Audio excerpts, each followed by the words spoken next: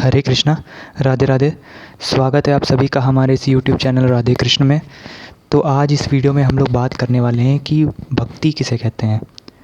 यहाँ पर मैं आपको इस वीडियो में सब कुछ बताऊँगा भक्ति से रिलेटेड, और भक्ति कैसी होती, भक्ति की सही परिभाषा क्या होती है, और भक्ति से जुड़े हुए जो महान साधु संत हुए हैं उन सब के बारे में भी मैं आपको बताऊँगा। तो इस वीडियो में बने रहिएगा।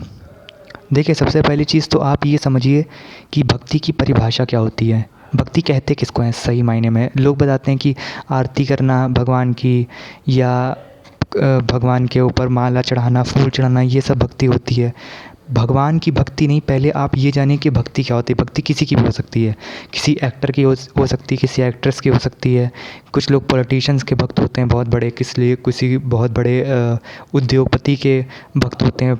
बिजनेसमैन हो गया, बड़ी बड़ी कंपनियों के मालिक इलॉन मस्क वगैरह हो गए, इनके सबके भक्त होते हैं, अंबानी जी के। तो भक्ति का मतलब होता है कंप्लीट डिवोशन, किसी के प्रति पूरी तरीके से श्रद्धा, उसके प्रति पूरी तरीके से समर्पण। यानी कि उसमें ये नहीं देखना कि सामने वाला क्या हमें कुछ दे रहा है, या सामने वाला हमारे लिए कुछ कर रहा है या नहीं। ये चीज़ पूरी तरीके से एक तरफ़ा होती है, और पूरी तरीके से भक्त पर निर्भर करती है कि वो कितने ज़्यादा से ज़्यादा अपना आउटपुट दे सकता है। तो भक्ति को आप अगर एक तरीके से देखा जाए तो वो होती एक तरफ़ा ही है। भक्ति दो तरफ़ा नहीं होती, क्योंकि जो भक्त होता है उसको सामने से ये बात नहीं मालूम होती है कि जिसके भक्ति मैं कर रहा हूँ वो मुझे क्या दे रहा है। जैसे अगर मान लीजिए आप लोग को इलॉन मस्क बहुत पसंद है, या मान लीजिए आपको अंबानी, रतन टाटा जी बहुत पसंद है। मुझे भी बहुत पसंद है रतन टाटा जी, बहुत बड़े व्यक्ति हैं, उनका बड़ा बिज़नेस है, इतने लोगों को नौकरी देते हैं, इतना ख्याल रखते हैं अपने भारत का, देश का। मान लीजिए अगर हम लोग उनके भक्त हैं, तो उसका उन्हें नहीं मालूम कि सामने वाला क्या कर रहा है। जैसे इलॉन मस्क है, उसको नहीं मालूम कि मैं उसका भक्त हूँ या नहीं, लेकिन मेरे अंदर एक बहुत ही तगड़ी भावना है उसके प्रति, और मैं पूरी तरीके से डिवोटेड हूँ। या मान लीजिए उसने कुछ काम कहा मुझसे करने के लिए, तो मैं कर दूंगा तुरंत। या मान लीजिए कुछ इंटरनेट पर कुछ आया नहीं, उसकी न्यूज़ आई, वो सुनूंगा, लाइक करूंगा उसके वीडियोस को। तो इस तरीके से होता है। तो भक्ति का मतलब होता है पूरी तरीके से डिवोट हो जाना किसी के लिए। तो ये तो हो गई भक्ति की परिभाषा। अब देखिए भगवान की भक्ति, अब यहाँ से बहुत ध्यान से सुनना। भगवान की भक्ति क्या कहते हैं कि बहुत से लोग बताते हैं कि आरती करना ये भक्ति है, या मंदिर चले जाना, या फिर भगवान पर माला चढ़ाना, फूल चढ़ाना, ये सब भक्ति होती है। देखिए, मैं आपको यहाँ पर एक चीज़ बहुत क्लियर कर दूँ कि भक्ति करना, पहली बात तो भगवान की आसान नहीं है, पहली चीज़। दूसरी चीज़, जो लोग ये बोलते हैं कि मंदिर चले जाना, आरती भगवान की करना, माला पहनाना भगवान को, ये सब बहुत बड़ी भक्ति होती। तो मैं ये एक बात आपको बता दूं कि सबसे निचला स्तर, जो इनिशियल स्टेज होती है भक्ति का, इसे कहते हैं आरती करना, भगवान के मंदिर जाना, भगवान के लिए महंगी महंगी मिठाइयों का भोग लगाना, तीर्थ यात्रा करना। ये सब एकदम स्टार्टिंग। नीच का मतलब नीच वो वाला नीच नहीं है। नीच का मतलब है निचला, यानी कि इनिशियल, सबसे स्टार्टिंग पॉइंट है भक्त बनने का। अगर आपको भक्ति में आगे बढ़ना है, या आपको भक्त बनना है भगवान का, तो आप यहाँ से शुरू करते करते बहुत आगे अभी आपको सफ़र पूरा तय करना है। तो ये मत सोच लेना कि भगवान की भक्ति करना इतना आसान होता है, या आरती कर दो भगवान की, या आप माला चढ़ा दो, या मिठाई का भोग लगा दो, तो इसको भक्ति कहते हैं। या फिर तीर्थ यात्रा कर लो, साल में एक बार तीर्थ स्थल पे जाएंगे, बढ़िया वहाँ पर रहेंगे, भगवान का दर्शन भगवान के कर लेंगे, प्रसाद चढ़ा देंगे, चले आएंगे, ये भक्ति हो गई। ये भक्ति नहीं होती है। तीसरी चीज़, सबसे पहले ही आप ये जानिए कि जैसे सपोज़ अगर कोई इंसान आरती कर रहा है भगवान की, या अगर मान लीजिए आप मंदिर जाते हैं, मंदिर में भगवान की पूजा कर रहे हैं, तो आपके मन में क्या भावना है। जैसे कि मान लीजिए आरती आप कर रहे हैं, ठीक है, भगवान की आरती चल रही, दिमाग में आपके आईपीएल चल रहा है। तो आईपीएल चलेगा तो फिर इसको भक्ति नहीं कहेंगे। भक्ति का मतलब होता है पूरी तरीके से भगवान में समर्पित हो जाना, इसको भक्ति हम लोग कहते हैं। भक्ति इसको नहीं कहते कि ऊपर ऊपर से काम हो रहा है। भक्ति अंदरूनी चीज़ भी होती है।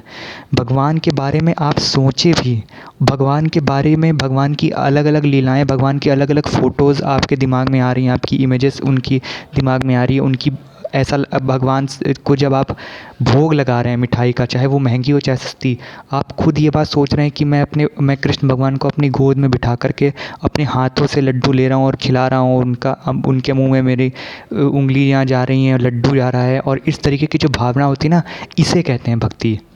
भक्ति इसको नहीं कहते कि शंकर भगवान जी के ऊपर एक लोटा जल लेकर गए और उड़ेल दिया, ये नहीं होता है। शंकर भगवान जी के ऊपर जल चढ़ाइए, बिल्कुल चढ़ाइए, मंदिर जाइए, आरती करिए, फूल चढ़ाइए, जो चढ़ाना हो चढ़ाइए आप, कोई इसमें आपको मना नहीं कर रहा है। और मैंने आपसे ये कहा कि ये इनिशियल स्टेज है और हर इंसान ज़ीरो से ही शुरू करता है। तो ऐसा नहीं होता कि आप एकदम से ही चैतन्य महाप्रभु बन जाएंगे एक दिन में, और या फिर कबीरदास तुलसीदास जी एक दिन में ही बन जाएंगे, ऐसा नहीं होता है। आप ये काम कर रहे हैं, बहुत अच्छा काम कर रहे हैं, करते रहिए, कंटिन्यू करिए इसको। लेकिन ये बात मेरी आप जान लीजिए कि जो मन में आपके विचार है, मन से भगवान की पूजा, वो बहुत ज़्यादा ज़रूरी है। और अगर इस तरीके की पूजा आप मन से भगवान की पूजा, इस कमी को सुधारने का जैसे जैसे प्रयास करेंगे, भगवान भी आपकी मदद करते रहेंगे, उसमें कोई प्रॉब्लम नहीं होगी। तो भक्ति का मतलब ये होता है कि भगवान की भावना भी मन में हो। फॉर एग्ज़ाम्पल, एक बहुत बढ़िया एग्ज़ाम्पल मैं आपको बताता हूँ। कबीरदास जी ने देखा कि कृष्ण भगवान ने जूता नहीं पहना हुआ है, उनके पैर में जूता नहीं है, तो उनको जेन्युइनली चिंता थी भगवान की कि उनके पास जूता नहीं है। भगवान के वो बेचारे नंगे पैर हैं, उनको जाड़ा लगता होगा, उनके पैर में कंकड़ पत्थर फंस जाते होंगे।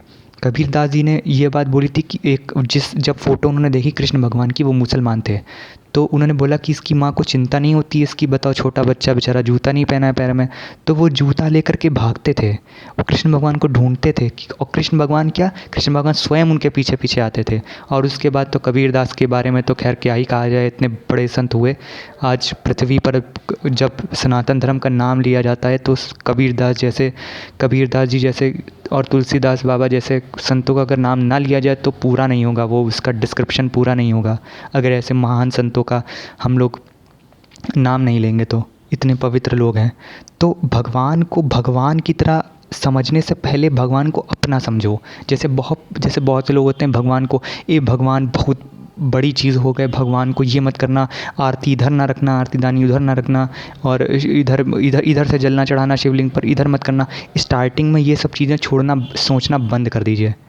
पहले प्यार करना शुरू करिए भगवान से। अभी इसी चीज़ के ऊपर मैंने आपको एक वीडियो बनाया था कि भक्ति की शुरुआत कैसे करें, उस वीडियो को भी देख लेना इस वीडियो को देखने के बाद, क्योंकि उसमें मैंने बताया हुआ है कि कर्म कांड पहले मत शुरुआत करो, पहले छोटी छोटी शुरुआत करो, पहले भगवान की कथा सुनना शुरू करो, भगवान के बारे में जानो और भगवान से प्रेम करो। इसे भक्ति कहते हैं। भक्ति का मतलब होता है भगवान से प्रेम करना, बहुत ही अपार तरीके से प्रेम। और सिर्फ भगवान से फिर प्रेम कर रहे हो तो फिर प्रेम करना, ये नहीं कि भगवान बहुत एकदम डर रहे हैं, अगर आज कुछ नहीं हो गया, आज मंदिर नहीं गए, आज गुरुवार है, गुरुवार को यहाँ ना जाना, गुरुवार को ये काम करना है, मंडे को ये काम करना है, फ्राइडे को ये काम करना है। इस तरीके के जो लॉजिक और ये जो कथाएं लोग बताते हैं, स्टार्टिंग में इन सारी चीज़ों से दूर रहिए। पहले भगवान का नाम लेना शुरू करिए, पहले भगवान की कथा सुनना शुरू करिए और भगवान का विचार मन में लाइए, भगवान की स्मृति मन में लाइए और भगवान को बिल्कुल अपनी तरह सोचिए। जैसे आपको मैं बताता हूँ एग्जांपल कि एक मंदिर था, वहाँ पर एक औरत आती थी, वो भगवान को देख करके खाली रोती रहती थी वो। और ये बात मैं सच बता रहा हूँ, ये मैं आपको सच बता रहा हूँ, कोई झूठ नहीं है। वो औरत भगवान को मंदिर में देख करके खाली रोती रहती थी, कृष्ण भगवान को, और खाली इतना कहती थी कि भगवान आप कब आओगे, आप चले क्यों गए। तो ये जो चीज़ है ना, इसे भक्ति कहते हैं कि भगवान के प्यार में आंसू निकल आना। जब भगवान की कथा सुन रहे हो, अगर आंसू निकलना या दुख हो जाए, एकदम से अंदर से रोंगटे खड़े होने लगे या बहुत ही अच्छा लगने लगे, बहुत अच्छा आपको मज़ा आने लगे, तो समझ लेना कृष्ण अब मिलने ही वाले हैं। आपका पूरा संघर्ष ख़त्म हो गया है। अब बस आपको लगे रहना है इस काम में। पूरा संघर्ष खैर नहीं ख़त्म हुआ है, अभी स्टार्टिंग ही है, लेकिन ये समझ लीजिए कि शुरुआत हो गई है आपकी, आपने एक सीढ़ी चढ़ ली है। भगवान कृष्ण ने स्वयं ये बात बोली है कि अगर मुझे फल ना चढ़ा पाओ तो फूल चढ़ाओ, फूल ना चढ़ा पाओ तो मुझे अपने आंसू चढ़ा दो, अपने आंसुओं से मेरी पूजा कर दो, वही मेरे लिए बहुत बड़ी चीज़ है। जिस तरीके से हम लोग किसी के लिए चिंता करते हैं, किसी के लिए दुखी होते हैं कि कोई हमारे पास आ जाए, हम लोग ये सोचते हैं कि कोई मेरा दोस्त बन जाए, उस तरीके से भगवान भी अपने भक्तों के लिए तरसते हैं। ये बात भागवत पुराण में लिखी हुई है और हर शास्त्र में ये बात लिखी हुई है। भगवान ने स्वयं ये बात कही है कि मैं भी तरसता हूँ तुम्हारे लिए। जिस तरीके से तुम मेरे लिए यदि तरसोगे तो मैं तुम्हारे लिए तरसूँगा। जैसे कबीरदास जी का एग्ज़ाम्पल मैंने आपको दिया, तो उसमें मैंने बताया है कि कबीरदास जी जब जूता लेकर के इधर उधर कृष्ण भगवान को पहनाने के लिए घूमते थे, तो कृष्ण भगवान स्वयं कबीरदास जी को ढूंढते थे, उनके पीछे पीछे चलते थे और उसके बाद उनकी गोद में बैठ करके उन्होंने वो जूता पहना। तो इसलिए ये जो भावना होती है ना भगवान के प्रति, जैसे अगर आप कहीं घर से बाहर गए तो अब आप कुछ मन में चिंता है कि बेचारे भगवान भूखे बैठे होंगे, या जाड़ा आया तो भगवान के लिए लोग देखते होंगे आप मंदिरों में, घरों में, मंदिर में लोग, औरतें जो हैं स्वेटर सिल करके कृष्ण भगवान को पहनाती हैं। तो ये क्यों पहनाती हैं? क्योंकि उनको वो अपने बच्चे की तरह पालती हैं कि हाय बेचारा बच्चा जाड़े में कैसे ऐसे बैठेगा। तो ये जो भावना होती है ना, इसको कहते हैं प्योर भक्ति। भक्ति करने की शुरुआत भगवान को यदि आपको चाहिए तो मैं आपको बता रहा हूँ, एकदम सिंपल सा तरीका है। भगवान को जब सुबह आरती करा करिए, तो जब आरती गाया करिए तब पूरा ध्यान भगवान में फोकस किया करिए कि भगवान आपके ठीक सामने बैठे हुए हैं और आप उनको सुना रहे हो आरती। तो जब इस तरीके का काम करोगे, या जैसे मान लीजिए आप मंदिर गए हैं, शंकर भगवान जी पर जल चढ़ा रहे हैं, तो जेन्युइनली इस बात को सोचा करिए कि हाँ मेरे सामने शंकर भगवान हैं और मैं उन्हें जल चढ़ा रहा हूँ। पहली बार में नहीं होगा, एक बार में नहीं होता है, 10 दिन, 15 दिन, 1 महीना भी लग सकता है, आदत पड़ जाएगी। लेकिन शुरुआत आप ऐसे करिए, धीरे धीरे हो जाएगा।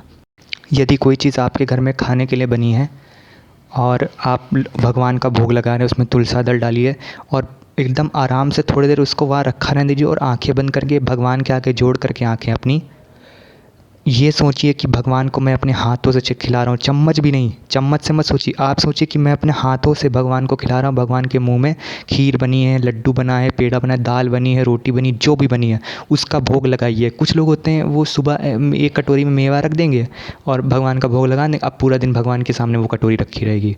फिर उनसे प्रसाद किसी को देने से मतलब नहीं है। भगवान बस मतलब पूरा दिन वो 4 दाना मेवा ही खाएंगे और अपना दाल चावल खा रहे हो तो उसका भोग लगाने से मतलब नहीं है।